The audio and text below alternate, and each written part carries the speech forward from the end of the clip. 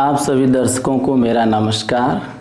मैं हूं राम प्रताप और आशा है कि आप सभी ठीक होंगे।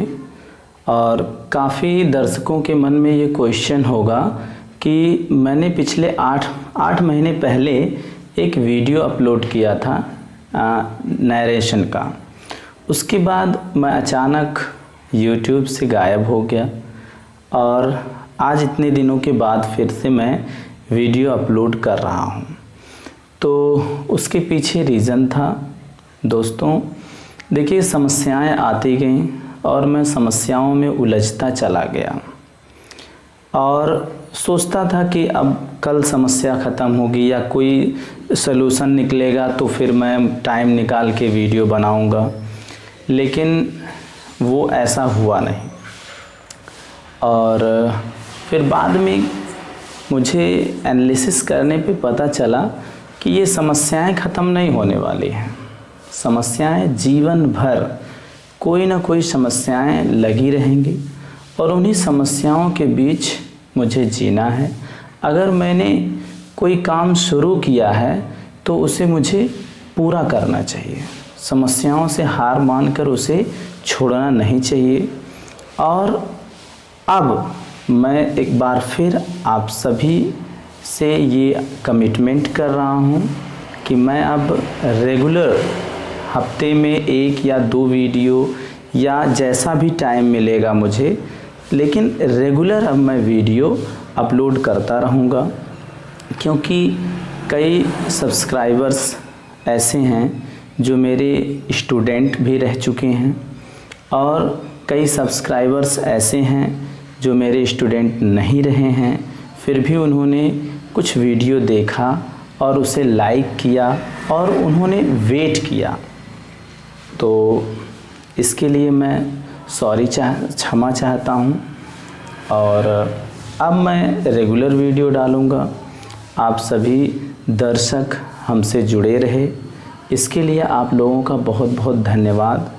8 महीने पहले हमारे चैनल पे केवल 1000 सब्सक्राइबर थे और वीडियो ना डालने के बावजूद भी आज 4000 सब्सक्राइबर होने वाले हैं। इसके लिए आप लोगों का धन्यवाद। आप लोग अपना प्यार और स्नेह बनाए रखें और आप जो भी अपेक्षा करते हैं हमसे, आप अपनी बातें कमेंट बॉक्स में ज़रूर रखें। हम पूरा प्रयास करेंगे, जो भी हम बता सकेंगे आपको पूरी कोशिश करेंगे बताने के लिए। तो आज हम एक नए सिरे से शुरू करते हैं इंग्लिश ग्रामर। और इंग्लिश ग्रामर में जैसे पता है कि कोई भी लैंग्वेज जब हम पढ़ने जाते हैं तो उसमें किसी भी लैंग्वेज को सीखने के लिए वर्ड्स के बारे में जानना बहुत ज़रूरी है, क्योंकि वर्ड्स से ही मिलकर फिर वो लैंग्वेज बनती है। तो जो हम लोग बोलते हैं, जो हमारी स्पीच होती है, उसको कई पार्ट्स में डिवाइड किया गया है। तो काफ़ी लोग जानते हैं कि उन्हें 8 पार्ट्स में डिवाइड किया गया है, जिन्हें पार्ट्स ऑफ स्पीच कहा जाता है।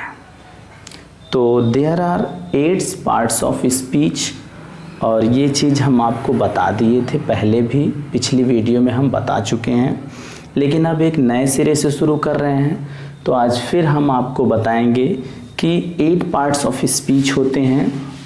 देखिए, number 1 noun, number 2 pronoun, number 3 adjective,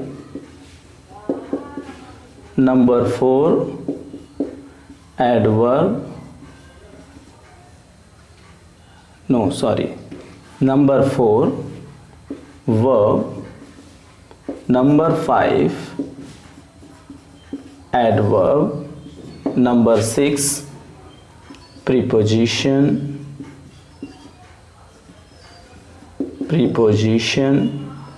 number 7 conjunction, number 8 inter number 8 interjection. दोस्तों तो ये 8 पार्ट्स ऑफ स्पीच होते हैं। हम इंग्लिश में जो कुछ भी बोलते हैं उसमें जो हम वर्ड्स यूज करते हैं उन वर्ड्स को हम इन 8 पार्ट्स में डिवाइड करते हैं। उन वर्ड्स को 8 पार्ट्स में डिवाइड किया गया है। इन्हीं को कहा जाता है पार्ट्स ऑफ स्पीच। इन्हीं को पार्ट्स ऑफ स्पीच कहा जाता है। स्पीच मतलब जो हम बोलते हैं उसके पार्ट्स। तो अब हम एक एक करके इनके बारे में जानेंगे। पहले हम इनके बारे में हम ब्रीफली बता देते हैं। Noun, noun means name. Noun means name मतलब कि किसी भी पर्सन, प्लेस, एनिमल और थिंग्स के नेम होंगे तो उन्हें हम नाउन कहेंगे। जैसे मान लीजिए कि आप कुछ बोले कि Rahul is my brother, Sunita is my sister, they are going to school. तो यहाँ पे राहुल, सुनीता और स्कूल ये नाम है। तो ये पार्ट्स ऑफ स्पीच में इन्हें हम नाउन कहेंगे। फिर प्रोनाउन। प्रोनाउन क्या होते हैं? Pronoun is a word used in place of a noun. जब हम किसी के बारे में कुछ बताते हैं तो पहले हम उनका नाम बोलते हैं, फिर उनके बारे में और भी कोई जानकारी देनी होती है तो फिर हम उनका नाम नहीं बोलते हैं। फिर उनके लिए जिस वर्ड का यूज करते हैं वो प्रोनाउन होता है। जैसे आप जब अपने बारे में कुछ बताते हैं तो क्या आप अपना नाम लेते हैं? नहीं, आप अपने लिए कहते हैं मैं या I am a teacher, I am a student, you are a good boy, they are my friends. तो यहाँ पे आई, यू, दे या we, he, she, it, this, that, these, those, ये सब जो वर्ड हैं वो किसी के नाम नहीं हैं। ये सब वर्ड किसी के नाम के बदले में यूज किए जाते हैं, तो इसलिए इन्हें प्रोनाउन कहते हैं, इन प्लेस ऑफ नाउन। जो प्रोनाउन होते हैं वो in place of noun use होते हैं। जैसे कि I, we, you, he, she, it, they, ये तो पर्सनल प्रोनाउन है। इनके अलावा और भी काफ़ी प्रोनाउंस होते हैं। अब हम देखते हैं एडजेक्टिव। एडजेक्टिव क्या होता है? तो adjective is a word used to add something to the meaning of a noun और प्रोनाउन। मतलब कि एडजेक्टिव एक ऐसा वर्ड होता है जो नाउन या प्रोनाउन की मीनिंग में कुछ और मीनिंग ऐड करता है। जैसे मान लिया हमने आपसे कहा कि आप एक मैन की इमेज आप अपने माइंड में क्रिएट करिए या बनाइए। आप अपने माइंड में एक मैन की इमेज क्रिएट करिए। तो अब आपके माइंड में आप बना लीजिए, आपके माइंड में एक ऐसे आदमी की इमेज बनी होगी जो ना तो ओल्ड होगा और ना ही बहुत ही मतलब अभी लड़के या 18 या 19 ईयर का होगा, ऐसा नहीं। आपके माइंड में जो इमेज बनी होगी वो 30 to 40 या 50 ईयर्स ओल्ड पर्सन की ही इमेज बनी होगी। लेकिन अगर हम लिखें ओल्ड मैन, अब हमने ये जो ओल्ड वर्ड का यूज किया मैन के पहले, अब 2 आदमी नहीं हो गए, अब भी आदमी एक ही है। लेकिन अब आप अपने माइंड में इमेज बनाइए। अब देखिए वो जो आदमी था उसकी इमेज चेंज हो गई। तो इस मैन की मीनिंग को किसने चेंज किया? ओल्ड। तो मैन जो था वो नाउन था और ओल्ड ने उसकी मीनिंग को में कुछ चेंजिंग लाए, तो ये ओल्ड जो है ये एडजेक्टिव है। इसी तरह से अगर मैं कहूँ कि आई हैव ए मार्कर, मेरे पास एक मार्कर है, आई हैव ए मार्कर, मेरे पास एक मार्कर है, तो जस्ट मैं ये बता रहा हूँ कि मेरे पास एक मार्कर है। बट अगर मैं कहूँ I have a black marker, मेरे पास एक ब्लैक मार्कर है, या I have a red marker, मेरे पास एक रेड मार्कर है, तो यहाँ पे ब्लैक, रेड, ये मार्कर के बारे में कुछ और बता रहे हैं, मार्कर को क्वालिफाई कर रहे हैं। तो रेड और ब्लैक यहाँ पे क्या होंगे, एडजेक्टिव होंगे। इसी तरह से सी इज़ ब्यूटीफुल, वह सुंदर है। अब यहाँ पे सी इज़ ब्यूटीफुल, या हाँ she is beautiful,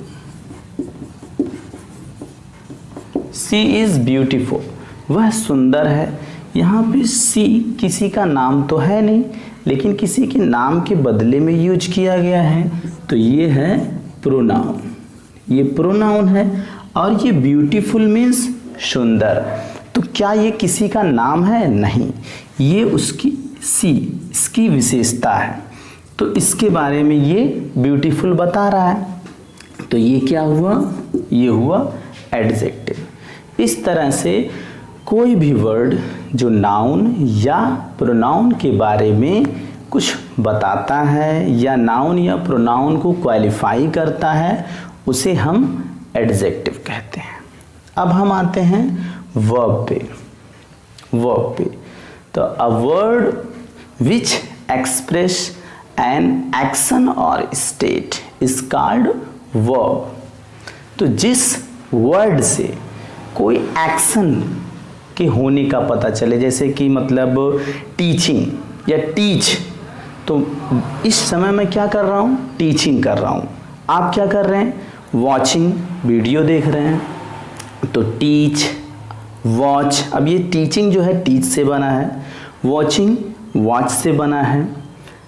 think, think means सोचना, शी मीन्स देखना, ईट खाना, स्लीप सोना, गो जाना, रन दौड़ना, ये सभी क्रियाएं हैं, ये वर्ब है। तो ऐसे कोई भी वर्ड, अगर आपको एक पैराग्राफ है उसमें लिखा हुआ है, कई वर्ड्स लिखे हुए हैं, तो उसमें जिस वर्ड से किसी काम के होने का पता चले वो होता है वर्ब।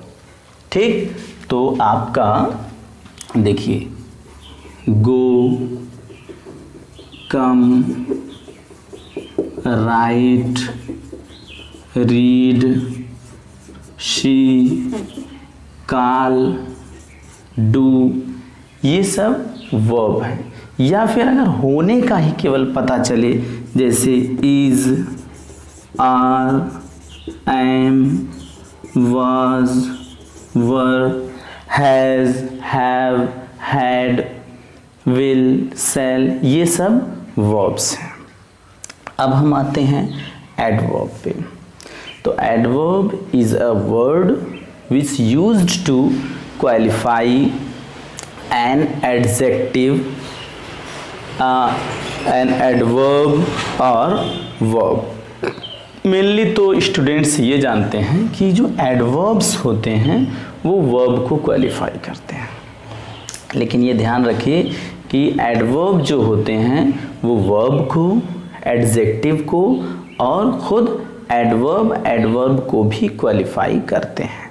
तो ऐसा कोई भी वर्ड जो किसी वर्ब को क्वालिफाई करे, किसी सेंटेंस के किसी दूसरे एडजेक्टिव को क्वालिफाई करे, सेंटेंस के किसी दूसरे एडवर्ब को क्वालिफाई करे, तो वो एडवर्ब होता है। जैसे देखिए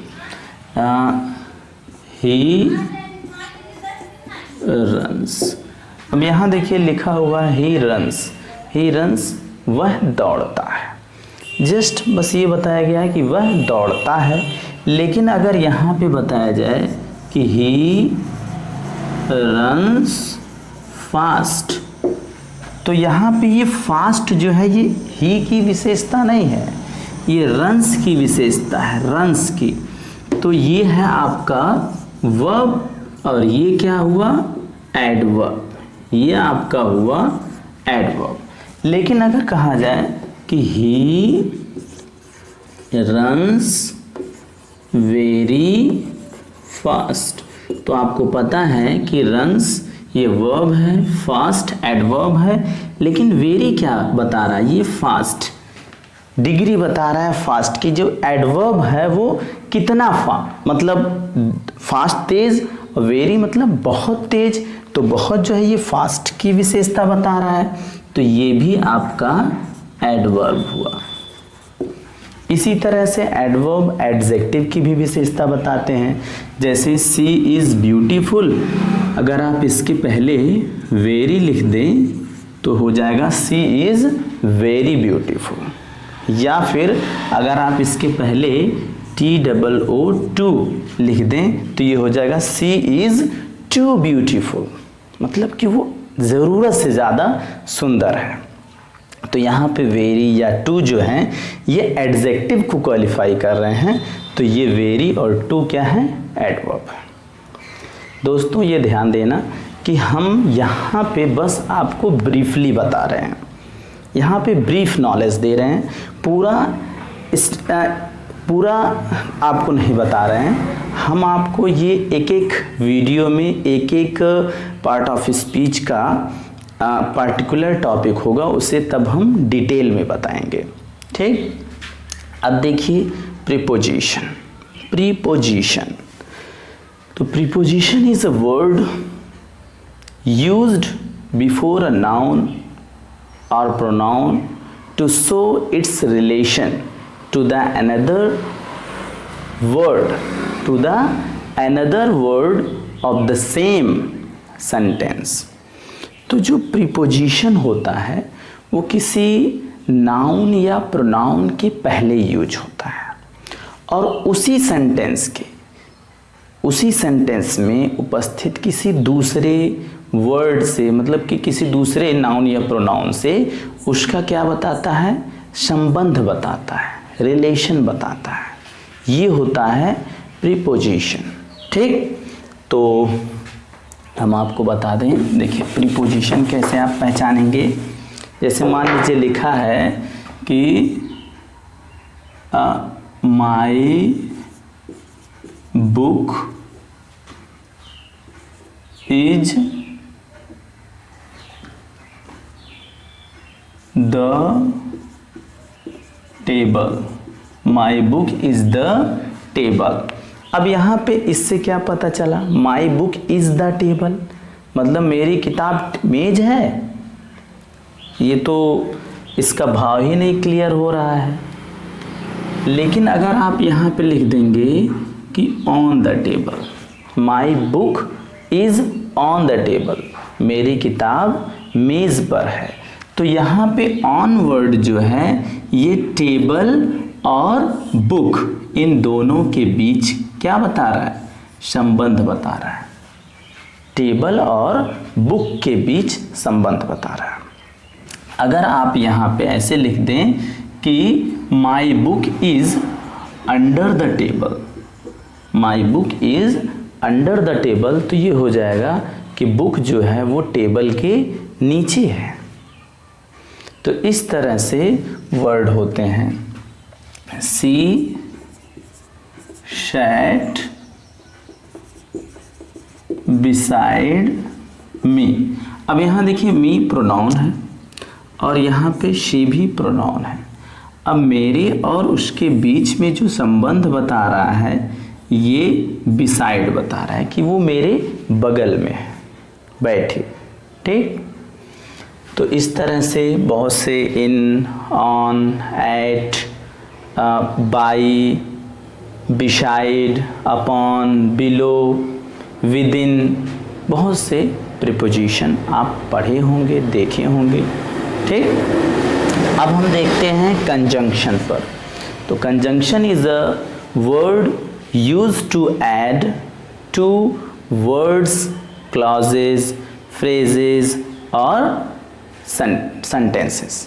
ठीक, तो जो कंजंक्शन होते हैं ये दो शब्द को जोड़ने के लिए या दो फ्रेज को या दो क्लाज को या दो अलग अलग सेंटेंस को जोड़ने के लिए हम कंजंक्शन का यूज करते हैं। कंजंक्शन मतलब जोड़ने वाला।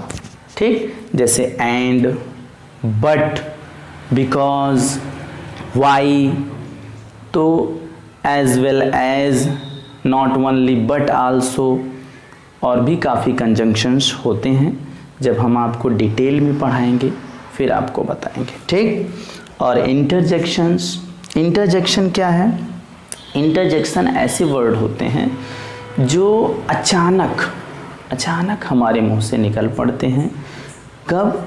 जब कोई बहुत ही दुख की बात हमारे सामने आ जाए, दुख की सिचुएशन हो या बहुत अधिक खुशी का भाव आ जाए, तो हमारे मुंह से अचानक जो वर्ड निकल जाते हैं उन्हीं को हम इंटरजेक्शन कहते हैं। जैसे कि जब कोई बहुत बड़ी विपत्ति आ जाती है तो लोग हाय हाय कहते हैं, या कोई बहुत खुशी की बात आ जाती है तो लोग हंसते हैं, हा हा हा करते हैं।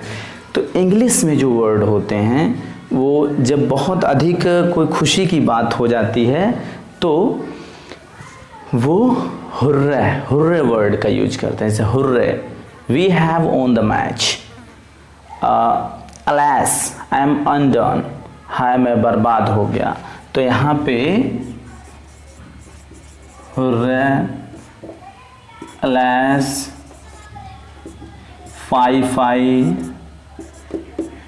फाई, ओह, ऐसे वर्ड आपको ऐसे सेंटेंस के आगे लगे हुए मिलेंगे जिनसे काफ़ी अधिक खुशी या दुख या बहुत रिग्रेट फील करना होता है, तो उसके पहले ऐसे वर्ड लगे होते हैं। इन्हीं को हम इंटरजेक्शन कहते हैं। इनका बहुत ज़्यादा ग्रामर में यूज नहीं होता है।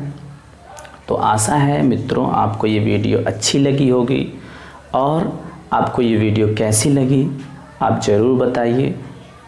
तो फिर मिलते हैं नेक्स्ट वीडियो में, तब तक के लिए धन्यवाद। थैंक्स।